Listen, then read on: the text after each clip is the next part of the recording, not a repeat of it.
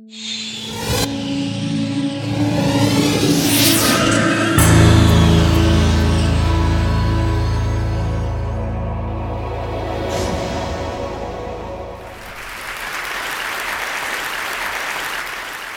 grew up interacting with the physical objects around us, and there are enormous number of them that we every day use. Unlike our most computing devices, these objects are much more fun to use with.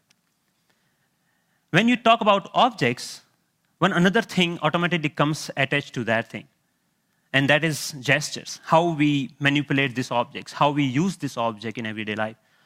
We use gestures not only to interact with these objects, but we also use to interact with each other. Like gesture of namaste, maybe to respect someone, or maybe in India, I don't need to teach a kid that this means 4 run in cricket. It comes as a part of our everyday learning.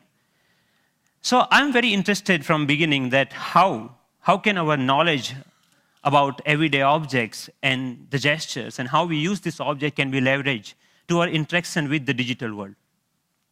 Rather than using a keyboard and mouse, why can I not use my computer in the same way that I interact in the physical world?